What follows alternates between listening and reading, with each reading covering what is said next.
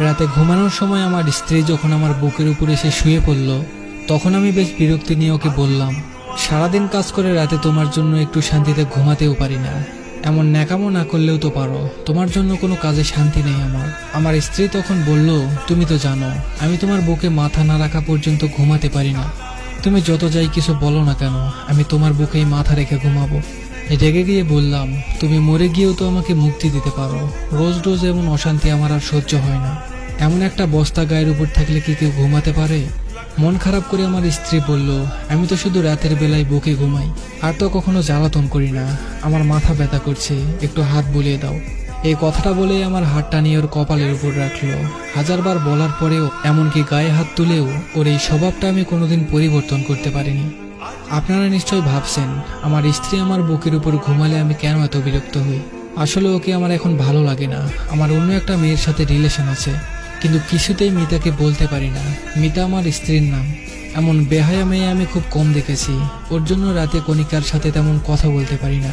ঘুমাতে এলে আমাকে ধরে রাখে, গায়ের সাথে মনে হয় খুব গরম কিছু লেগে আছে। মিতার কপালে হাত রেখে বুঝতে পারলাম ওর গা অস্বাভাবিকভাবে গরম, হয়তো জ্বর এসেছে। শীতের রাতে গরম কিছু কার না ভালো লাগে। আমি হাতটা ওর কপালের সাথে চেপে ধরে রাখলাম। ওর কিছু কষ্ট কমবে এই জন্য নয়, বরং এত সময় কম্বলের বাইরে রাখা হাতটা নিমেষেই গরম হবে সেই আশায়। সকাল 8টায় ঘুম ভেঙে দেখলাম মিতা আমার বুকের উপর ঘুমিয়ে আছে। গায়ে হাত দিয়ে বুঝলাম গা রাত থেকেই অনেক বেশি গরম হয়ে আছে। কয়েকবার ডাক দিলাম, কিন্তু কোনো সাড়া দিল না। ওকে বুকের উপর থেকে সরাতে গিয়ে খেয়াল করলাম আমাকে বেশ শক্ত করেই ধরে আছে। তবুও ফ্রেশ হতে চলে গেলাম, কিন্তু মিতার অবস্থা ক্রমশই খারাপ হচ্ছে। তাই ওকে নিয়ে হাসপাতালে গেলাম। ডাক্তার বলল ওর অবস্থা এখন বেশি খারাপ, এখনই আইসিইউতে ভর্তি করতে হবে।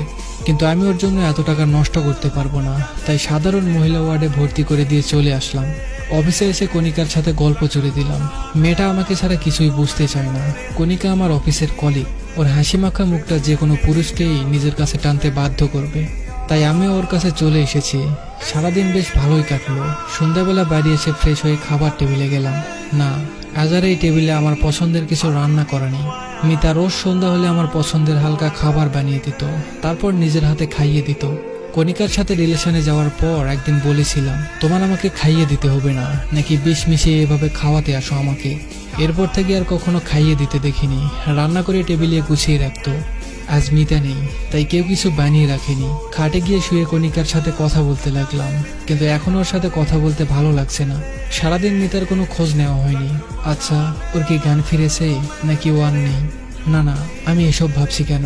আরো মারা গেলেই তো আমার আর কণিকার জন্য ভালো হয়, কিন্তু মনকে কিছুতেই শান্ত করতে পারছিলাম না।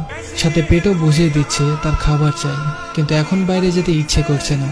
আর মনে বলে উঠলাম, মিতা, আজকে রাতে না খাইয়ে রাখবে নাকি? তুমি আসলেই কোনো কাজের না। দুপুরে টিফিনটাও দাওনি আজ। হঠাৎই খেয়াল আসলো মিতা তো হাসপাতালে ভর্তি। মেয়েটার আর কোনো খোঁজ কেন নিলাম না? সকালে একবার যেতে হবে হাসপাতালে, দেখি কেমন আছে। এখন ঘুমিয়ে পড়ি, কিন্তু শুয়ে কোনো শান্তি পাচ্ছি না, কিছুতেই ঘুম আসছে না। আজ মিতা নেই বলে কি এমন হচ্ছে? হয়তো বুকের উপর কেউ না থাকলে ঘুম আসে না। অভ্যাসটা খারাপ হয়ে গেছে। রাত যত বাড়ছে মিতার কথা তত বেশি মনে পড়ছে, সাথে ক্ষুধাটাও বেড়ে চলেছে। কিছু সময় এপাশ ওপাশ করলাম, কিন্তু ঘুমাতে পারলাম না। উঠে গিয়ে ফ্রিজ খুলে খাবার আছে কিনা দেখতে গেলাম। গিয়ে দেখলাম 2টা চিংড়ি মাছ আর কাল রাতের তরকারি রাখা, সাথে ভাতও আছে। খাবারগুলো নিয়ে টেবিলে খেতে বসলাম। হঠাৎ মনে পড়লো মিতা কাল রাতে খায়নি। আমি ওকে 4টা মাছ রান্না করতে দেখেছিলাম, ভালোই হয়েছে। এখন আমি খেতে পারবো, কিন্তু গলা দিয়ে নামছে না। আগে চিংড়ি মাছ রান্না হলে মিতা আমার পাশে এসে বসে থাকতো আর ম্যাও ম্যাও করে ডাকতো, মানে তাকে খাইয়ে দিতে হবে। চিংড়ি মাছ ওর সব থেকে পছন্দের খাবার ছিল। খাবারগুলো রেখে ঘরে চলে এলাম। হঠাৎ মনে হলো কেউ আমার বুকের উপরে সে শুয়ে পড়েছে, কিন্তু না, কেউ নেই। মিতাকে খুব দেখতে ইচ্ছে করছিল। ফোনটা বের করলাম, কিন্তু এতে মিতার কোনো ছবি নেই। কণিকা সব ডিলিট করে দিয়েছিল। কিছু ভালো লাগছে না, তাই বাইক নিয়ে হাসপাতালের দিকে রওনা দিলাম ওকে দেখে আসবো বলে। কিন্তু হাসপাতালে গিয়ে জানতে পারলাম এত রাতে মহিলা ওয়ার্ডে কোনো ছেলেকে ঢুকতে দিবে না। কিছু করার নেই বলে ডাক্তারের কাছে ওর খোঁজ নিতে গেলাম। ডাক্তারকে বললাম সকালে যে মেয়েটাকে ভর্তি করানো হয়েছিল তার কি অবস্থা।